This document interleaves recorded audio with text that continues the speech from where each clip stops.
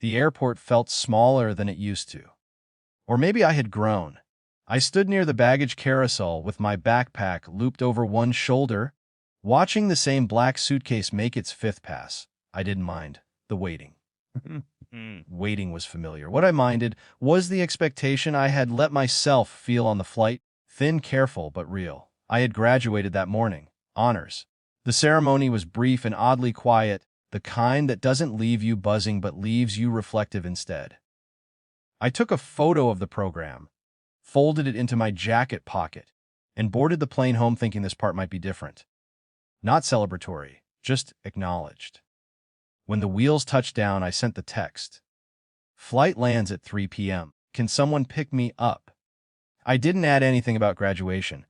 I didn't want it to sound like leverage. My sister replied first. We're busy. Try Uber. My mom followed a minute later. Why didn't you plan betters? I stared at the screen long enough for the carousel to stop. It wasn't anger that rose up. It was a familiar calculation. Is it worth explaining? Is this one of those moments that looks larger to me than it does to them? I typed there no worries and put the phone away. Outside, the late afternoon had the flat, metallic heat of a city that had stopped caring about the day. The rideshare app quoted me a wait time that kept sliding forward. I sat on the curb, my suitcase between my feet, and watched people be greeted. Hugs, laughter, signs with names written in uneven marker. A woman ran toward a man in uniform. A kid spotted a grandmother and screamed her name. I didn't feel jealous. I felt separate. The car finally came. Traffic crawled. Somewhere downtown, a lane was closed, lights flashing. We inched past the scene, two cars angled wrong, a police officer directing traffic with tired authority. The driver muttered about construction and shook his head, and checked my phone, not for messages, but out of habit. Nothing new. At home, the house was quiet. My sister's shoes by the door, a half-empty mug in the sink. I carried my bag to my room and sat on the bed without turning on the light. The day settled onto me all at once, the ceremony, the flight, the curb, the casualness of try Uber. It wasn't that they hadn't come. It was how easy it had been to decide not to. I showered, changed, made myself something simple to eat.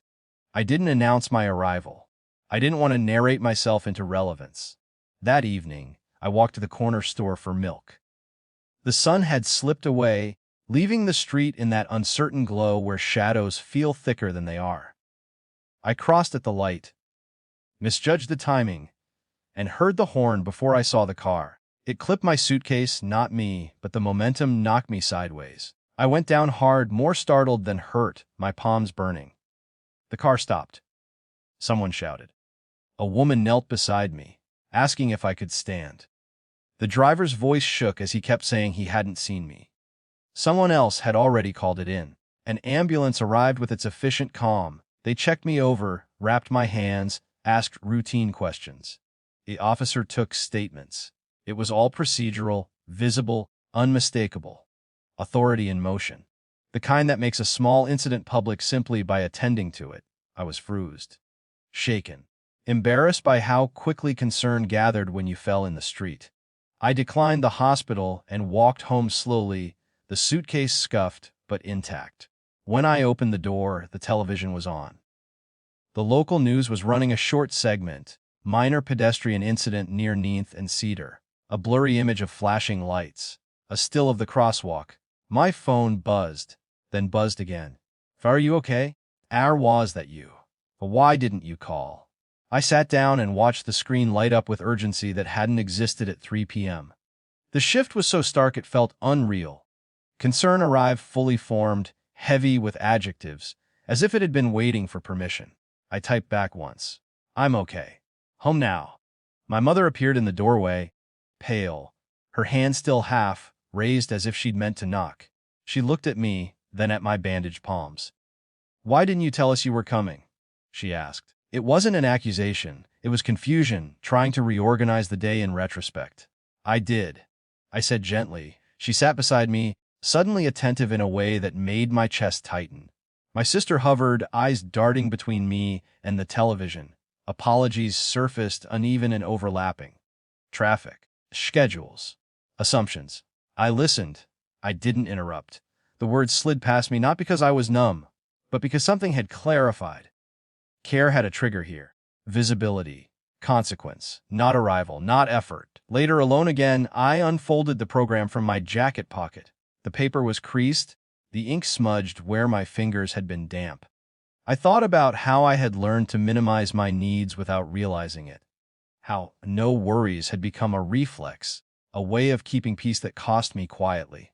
Nothing collapsed that night. No declarations. No reckonings. The house returned to its usual rhythm, just slightly off. They checked on me more, asked more questions. The attention was real and late. In the days that followed, I didn't bring up the graduation unless asked. When I did, the congratulations were warm, sincere. I accepted them. I just didn't mistake them for something they weren't. What changed wasn't how much they cared. It was how clearly I saw the conditions under which that care arrived. I started planning my movements differently. Asking less. Expecting less. Not out of bitterness, but accuracy. There's a relief in not negotiating every moment for significance. On my last evening before heading back to my own place, I stood on the porch and watched the streetlights come on. The city hummed, indifferent and reliable. I thought about the curb at the airport, the crosswalk, the way authority had gathered only when something went wrong. Milestones, I realized, don't announce themselves loudly enough for everyone to hear. Some people need sirens. Others show up when you land. I tucked my hands into my pockets and breathed in the cooling air. The day had ended without celebration, without collapse, just with a clearer map of where I stood and how I would move from here.